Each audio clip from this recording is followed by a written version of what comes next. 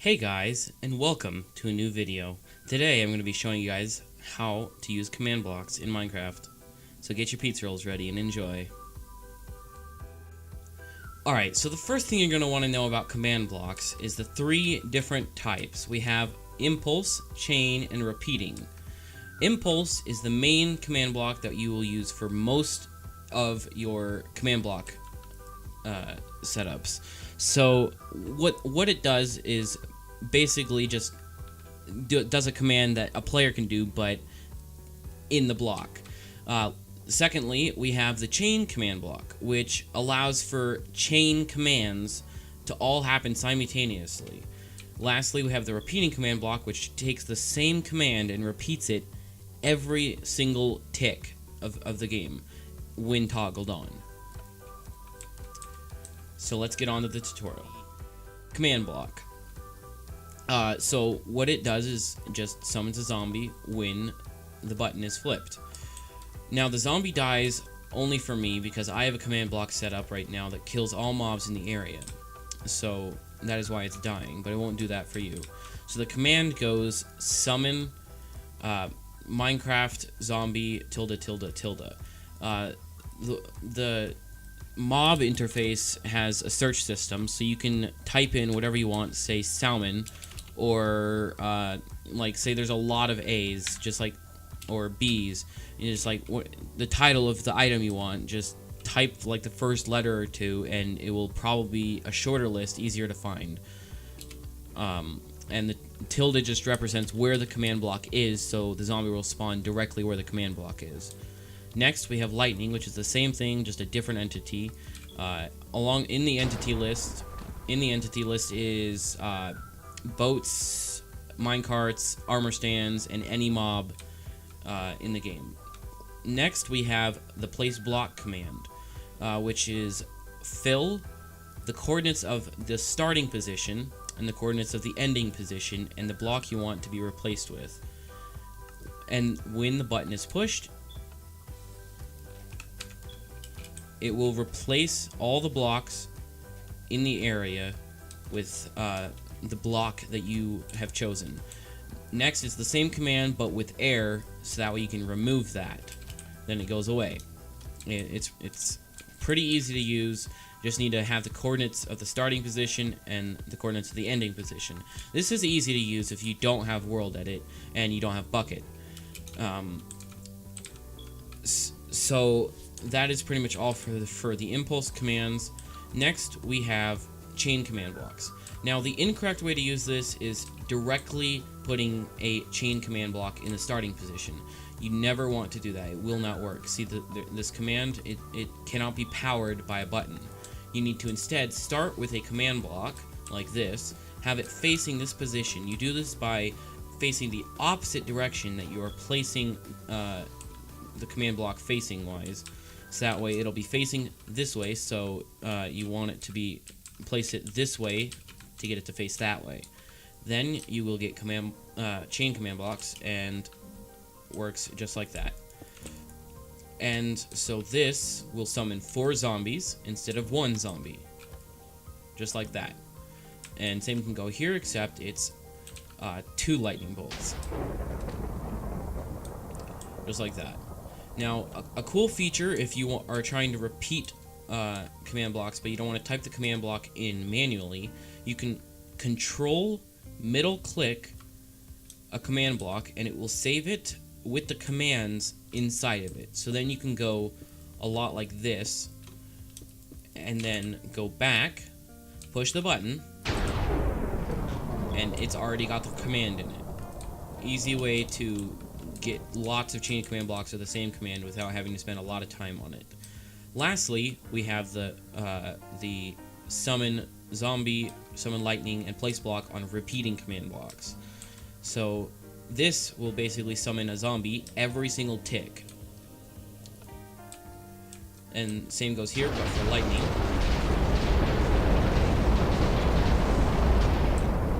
And lastly, placing blocks.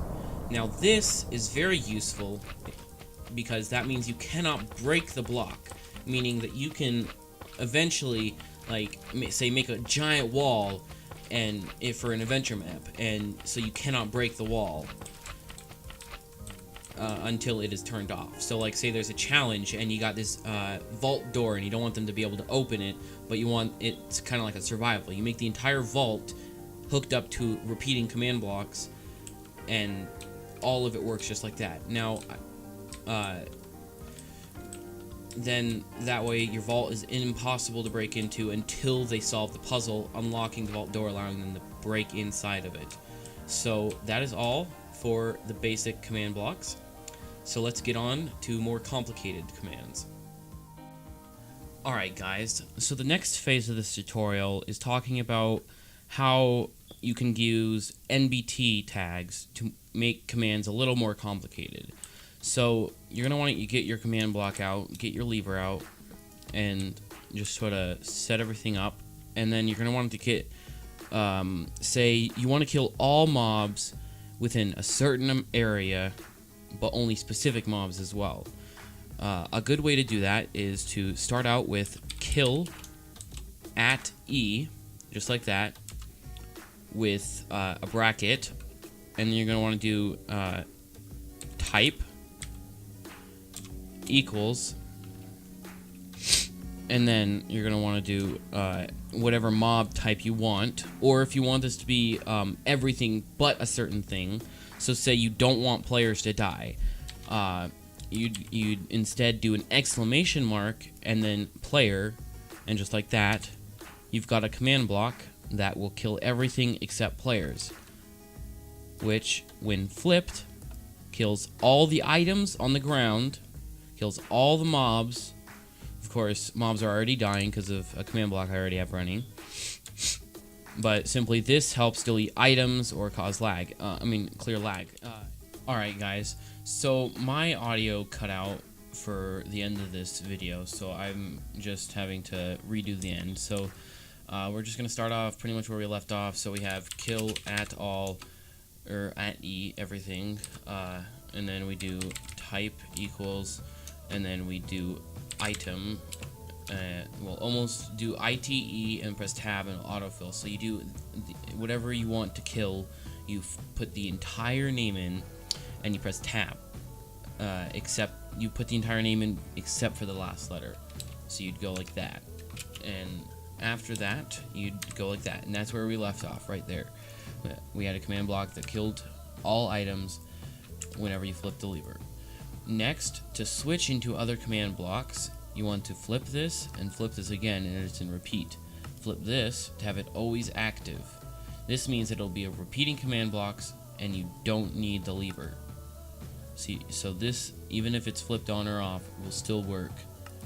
Meaning that if I say drop an item, it's gone. Just like that. It almost instantly deletes the item.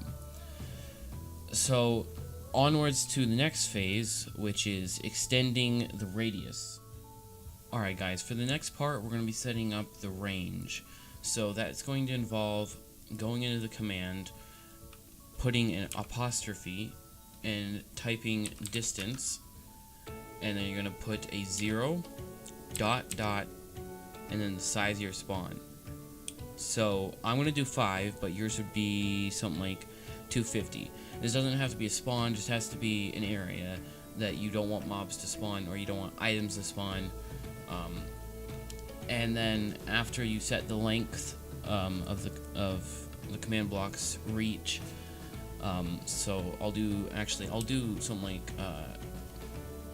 10 actually, and so then you'll just tap done, and if you drop items, it deletes it. But if I were to walk over here,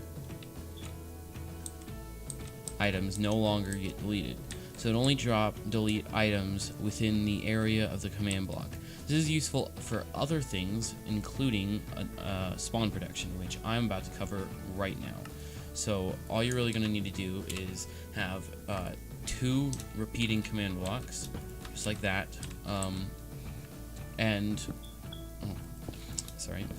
you're going to need 2 repeating command blocks, and one is going to be game mode survival, one is going to be game mode adventure.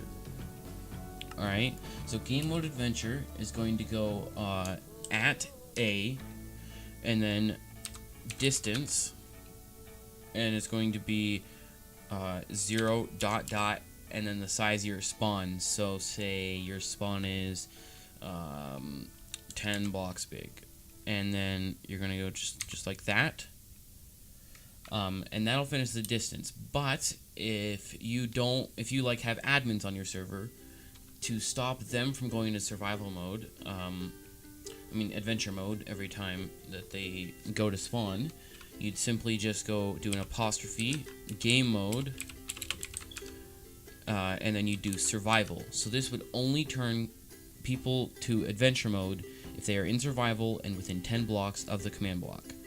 After you have that typed in, you're going to want to go to the next one, and you're going to go at A, bracket, and then you're going to go distance, and then you're going to go the size of spawn plus 2 blocks, so 12, and you go dot, dot, and you just add a really big number with a 2 starting. And so I'm going to just add this number. This number is probably the best number for you to add. And then after you've got that, add an apostrophe, and then add game mode, adventure, bracket, ending bracket. So this would then make it so if I went into survival, or adventure, or survival, if I go into survival, it will automatically put me into adventure mode when I flip the lever. And so then if you walked away far enough, you go to survival, then back to adventure, back to survival, just like that. You've got a spawn system set up. It's a really good and easy way to make vanilla spawns. You can use the usage of the other command block that kills all items, or kills all mobs perhaps. So the best way to do it would be, if you wanted to spawn and you don't want the items being killed, the easiest way would be going type, then you'd go exclamation mark item, and then you'd go just like this, and exclamation mark player, and then lastly you do the distance, which is going to be 0 dot dot 0, and that would be the size of your spawn, which is 10 blocks, bracket, just like that. Now you've got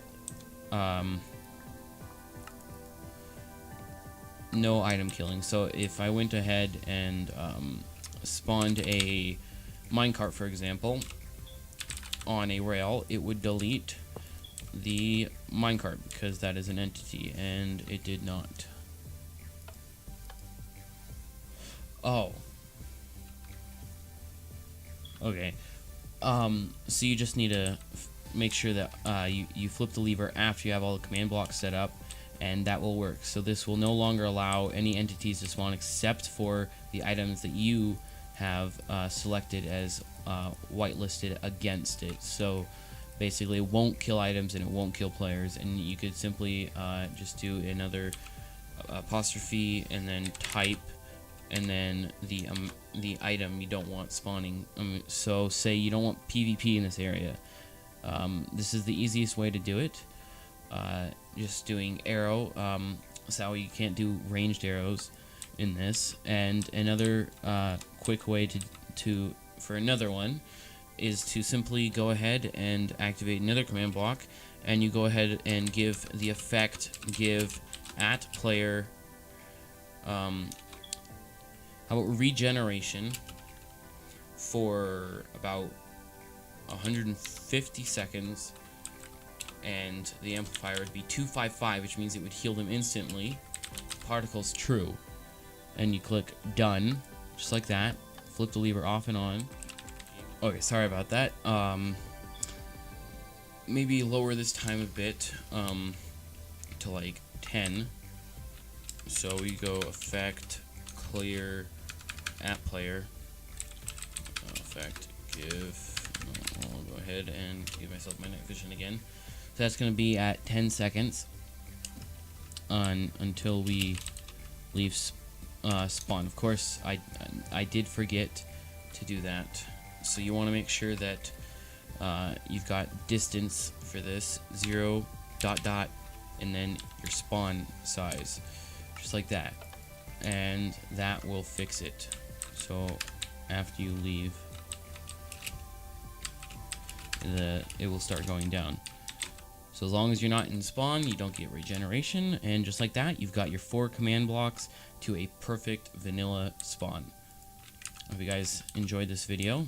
I hope you guys enjoyed your pizza rolls, and I'll see you guys in the next video.